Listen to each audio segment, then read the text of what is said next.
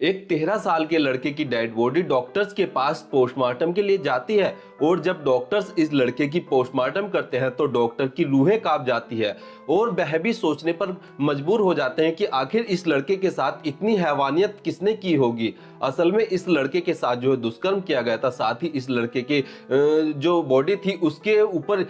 कई सारे ऐसे घाव थे जिसे देखकर डॉक्टर भी काफी ज्यादा हैरान परेशान थे। असल में इस लड़के की डेड बॉडी पर जो है किसी धारदार हथियार से जो है 40 से 42 बार किए गए थे। साथ ही इस लड़के के चेहरे पर जो है काफी ज्यादा चोट के निशान होते हैं जिससे कि इस लड़के का जो सर होता है वह फट चुका होता है और इस लड़के को जो है इतने ब्रूटल तरीके से मारा गया था कि डॉक्टर भी जो है इस चीज को जो है जब पुलिस को बताते हैं तो पुलिस वाले भी काफी ज्यादा जो है सोचने पर मजबूर हो जाते हैं कि आखिर आज की दुनिया में जो है इंसानियत को इतनी शर्मसार करने वाली घटना को अंजाम किसने दिया है। नमस्कार दोस्तों, मेरा नाम पुष्पेंद्र कुमार सैनी और आशा करता हूं कि आप सभी स्वस्थ होंगे, मस्त होंगे और अपनों का ख्याल रख रहे होंगे। दरअसल आज की जो सच्ची घटना मैं आपको सुनाने जा रहा हूं यह उत्तर प्रदेश के कानपुर जिले के अरोल थाने के अंतर्गत आने वाले एक मकनपुर गांव की है। इसी मकनपुर गांव में नजीर अहमद नाम का एक व्यक्ति रहता है। नजीर अहमद की एक पत्नी होती है और नजीर अहमद के 11 बच्चे होते हैं जिनमें से 7 लड़के और 4 लड़कियां होती है। अब नजीर का जो काम होता है वह प्रॉपर्टी डीलर का होता है जिसके दम पर जो नजीर अहमद होता है वह अच्छा खासा कमा रहा होता है और अपने बच्चों की अच्छे से परवरिश कर रहा होता है। लेकिन 5 मार्च की शाम को जो है नजीर का छोटा बेटा जिसका नाम खुर्शीद होता है वह जिम के लिए जाता है। लेकिन काफी देर होने के बाद भी जब नजीर अहमद का छोटा बेटा खुर्शीद घर वापस लौटकर नहीं आता है तो जो जो घर वाले होते हैं वह खुर्शीद को जो है ढूंढने लगते हैं, लेकिन खुर्शीद जो है उनको कहीं भी नहीं मिलता है। अब जो खुर्शीद के माता पिता होते हैं वह जहां पर खुर्शीद जिम पर जाया करता था वहां पर जाकर पूछताछ करते हैं तो वह बताते हैं कि आपका बेटा तो यहाँ से जो है 7 बजे के करीब निकल गया होगा और हमें इसके बाद नहीं पता कि आपका बेटा कहाँ गया है। अब जो खुर्शीद के पिता नजीर अहमद होते हैं वह अपने आसपास के जो जानने वाले होते हैं उन सभी से जो है अपने बेटे के बारे में पूछते हैं, लेकिन उनके बेटे खुर्शीद के बारे में किसी को नहीं पता होता है। इसके बाद जो है आसपास के जो लोग होते हैं और जो उनके मिलने वाले होते हैं वह भी जब खुर्शीद को ढूंढते हैं तो वह खुर्शीद जो है उन्हें कहीं नहीं मिलता है और खुर्शीद के माँ बाप को खुर्शीद को ढूंढते ढूंढते रात से सुबह हो जाती है, लेकिन खुर्शीद कहीं पर भी नहीं मिलता है। अब जैसे ही सुबह होती है तो एक गांव का ही रहने वाला जिसका नाम नजर अली उर्फ हुसैनी होता है वह जो खुर्शीद का बड़ा भाई होता है उसके पास जाता है और उससे बोलता है कि हम तुम्हारे भाई को जो है रात से ढूंढ रहे हैं लेकिन वह कहीं पर भी नहीं मिला है। तो तुम्हें ऐसा क्या तुमने अपने फोन देखे हैं, क्या पता तुम्हारे फोन पर जो है किसी फिरौती वगैरह का जो है मैसेज आया हो या किसी ने तुम्हारे बेटे खुर्शीद को जो है अगवा कर लिया हो, उसको किडनैप कर लिया हो और उसने फिरौती के तौर पर जो है तुमसे पैसे मांगे हो और तुम्हारे फोन पर जो है किसी प्रकार का मैसेज आया हो। अब सभी लोग जब हुसैनी की यह बात सुनते हैं तो वह भी जो है सोचते हैं कि यह भी एक पॉइंट है और सभी लोग जो है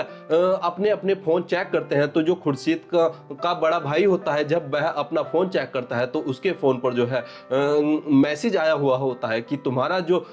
बेटा खुर्शीद है वह हमारे कब्जे में है और वह अभी सही सलामत है। अगर तुम अपने बेटे की सलामती चाहते हो तो हमें 10 लाख रुपए का इंतजाम करो और हमें 10 लाख रुपए दे दो। तो यहाँ पर जब जैसे ही यह मैसेज जो है घर वाले पढ़ते हैं तो वह भी जो है काफी ज्यादा परेशान हो जाते हैं और सोचते हैं कि किसी ने जो है हमारे बेटे को जो है अगवा कर लिया है, किडनैप कर लिया है। और खुर्शीद के पिता जो नजीर अहमद होते हैं वह इस बात की सूचना पुलिस वालों को देते हैं और अपने बेटे की जो खुर्शीद होता है उसकी गुमशुदगी की रिपोर्ट दर्ज करवा देते हैं। अब पुलिस के संज्ञान में जैसे ही यह मामला आता है तो पुलिस वाले जो है इस पूरे मामले की तहकीकात में लग जाते हैं। अब जिस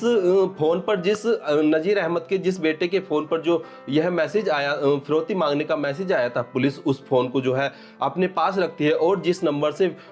उसके पास मैसेज आया था वह खुर्शीद का ही फोन नंबर होता है। अब पुलिस वाले जो है खुर्शीद के फोन नंबर को जो है सर्विलांस पर लगाते हैं, लेकिन वह जो फोन होता है वह स्विच ऑफ होता है और पुलिस वाले जो है इस पूरे मामले को जो है अब अलग ही एंगल से जांच करते हैं। इसके बाद जो पुलिस वाले होते हैं वह गांव में भी जो है खुर्शीद की तलाश करते हैं और आसपास के इलाकों में भी तलाश करते हैं। साथ ही पुलिस वाले जो है जो गांव में रास्ते में जो सीसीटीवी फुटेज लगे होते हैं उनको भी चेक करते हैं और जहां पर खुर्शीद जिम पर जाया करता था वहां के सीसीटीवी फुटेज भी चेक करते हैं तो पुलिस वाले देखते हैं कि खुर्शीद जो है जिम के अंदर आया था और उसने जो है अपना वर्कआउट किया था और उसके बाद वह जिम से बाहर चला गया था। इसी दौरान पुलिस वालों को सूचना मिलती है कि गांव से कुछ दूरी पर जो है एक खंडर, एक सुनसान इलाका है और उसमें एक कुआं बना हुआ है और उस कुएं के अंदर जो है एक डेड बॉडी मिली है। अब पुलिस वाले जैसे ही उस डेड बॉडी को उस कुएं से निकलवाते हैं तो पुलिस वाले देखते हैं कि यह उसी खुर्शीद नाम के लड़के की जिसका अगवा किया गया था उसी की डेड बॉडी है।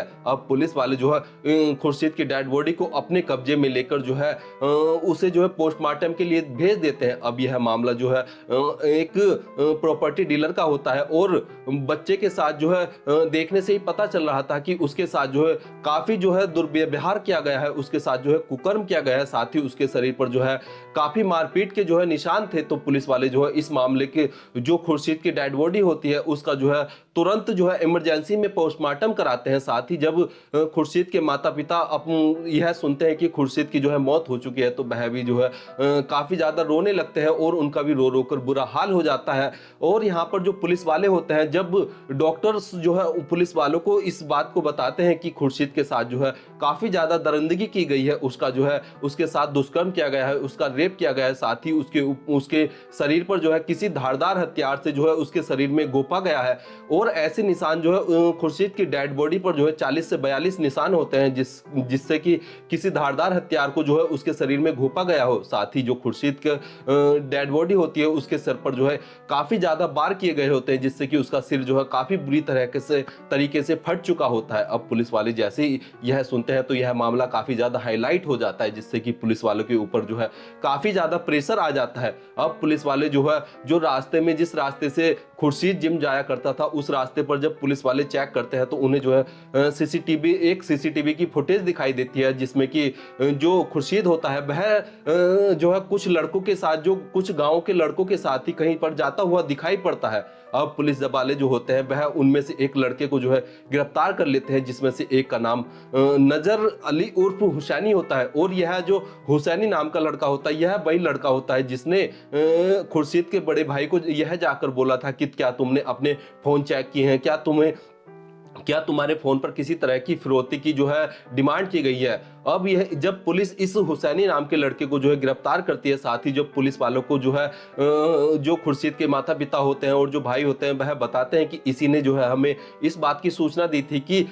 तुमने क्या अपने फोन चेक किए हैं, क्या पता तुमसे जो है किसी प्रकार की जो है फिरौती की डिमांड की गई हो। अब पुलिस वाले जो होते हैं उनका शक जो है पूरी तरीके से हुसैनी पर चला जाता है। अब पुलिस वाले जब हुसैनी से पूछताछ करते हैं तो हुसैनी शुरुआत में पुलिस वालों को बरगलाने की कोशिश करता है, लेकिन पुलिस वालों का तो रोज का यही काम होता है कि मुजरिम से सच उगलवाने का। और पुलिस वाले जब 4-5 रैपट हुसैनी के चेहरे पर मारते हैं और उससे जो है सख्ताई के साथ, कड़ाई के साथ पूछताछ करते हैं तो हुसैनी जो है सब कुछ तोते की तरह उगलना शुरू कर देता है और हुसैनी बताता है कि मैंने और मेरे एक दोस्त जिसका नाम अजहर उर्फ अज्जू है, हम दोनों ने मिलकर जो है उस जो खुर्शीद था उसे अगवा किया था और उसके साथ जो है काफी दुष्कर्म किया था और उसके बाद उसे मार दिया था। अब पुलिस को जो ये नजर अली होता है यह पूरी बात जब विस्तार से बताता है तो पुलिस वाले भी इस बात को सुनकर जो है काफी ज्यादा शॉक हो जाते हैं और पुलिस वाले भी जो है इस मामले को अपने जीवन में जो है पहली बार सुन रहे होते हैं और देख रहे होते हैं। असल में जो नजर अली होता है वह पुलिस वालों को बताता है कि हमारा जो है मुस्लिमों का जो है रमजान का महीना चल रहा था और मेरी जो गर्लफ्रेंड थी उसने जो है रोजा रखा हुआ था और जो अजहर उर्फ अज्जू की पत्नी थी उसने भी रोजा रखा हुआ था, जिसके कारण जो हम दोनों की जो गर्लफ्रेंड और जो पत्नी थी वह हमें अपने पास नहीं आने दे रही थी और हमें शारीरिक संबंध नहीं बनाने दे रही थी। इसके कारण हमारी जो डिजायर थी उसे पूरा करने के लिए हम दोनों जो है दोस्त आपस में बात कर रहे थे और इसी दौरान जो खुर्शीद था वह उसी रास्ते से जा रहा था जिस रास्ते पर हम खड़े थे और जो खुर्शीद था वह हमारा जो है परिचित था क्योंकि हम एक ही गांव के रहने वाले थे। तो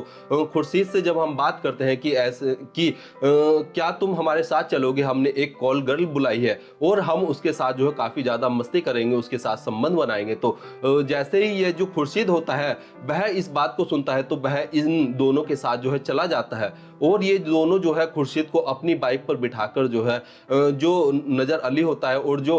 अजहर होता है वह जो खुर्शीद होता है उसे अपने साथ लेकर जो है एक ऐसे सुनसान जंगल में ले जाते हैं, एक ऐसी जगह ले जाते हैं जो खंडर नुमा होता है। और वहां पर जाकर जो है जब अपनी बाइक रोकते हैं तो जो खुर्शीद होता है वह इन दोनों से जब पूछता है कि कॉलगर कहाँ पर है, हम तो यहाँ जंगल में आ गए हैं। तो उसी दौरान जो ये दोनों जो नजर अली उर्फ उर्फ हुसैनी होता है और जो अजहर उर्फ अज्जू होता है वह खुर्शीद को पकड़कर जो है रस्सी से बांध देते हैं। यहाँ पर दोस्तों ये जो दोनों होते हैं यह अपने साथ रस्सी को पहले से ही लाए हुए होते हैं और पूरी ताकत से जो है मजबूती के साथ जो है यह खुर्शीद को पकड़ते हैं और उसे रस्सी से बांध देते हैं। अब जब खुर्शीद रस्सी से बंध जाता है तो वह कुछ कर भी नहीं सकता था। इसके बाद जो ये दोनों होते हैं यह खुर्शीद के कपड़ों को फाड़ते हैं, उसे उसके कपड़े निकालते हैं। तो इसी दौरान जो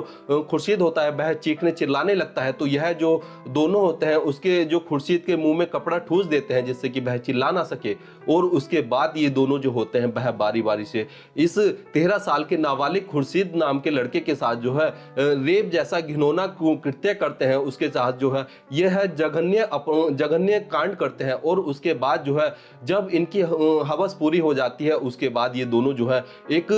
पास में ही पड़ी हुई सरिया से जो है उसके जो खुर्शीद होता है उसके शरीर पर जो है घोंपना शुरू कर देते हैं। और इससे भी जब इनका मन नहीं भरता है तो यह जो है जिस रस्सी से इन्होंने खुर्शीद को बांधा हुआ था उसी रस्सी से जो है खुर्शीद का गला घोट देते हैं और खुर्शीद के सर पर जो है इतने बुरे तरीके से उस सरिया से उस रॉड से जो है बार करते हैं कि उसका सर जो है पूरी तरीके से फट जाता है। और जब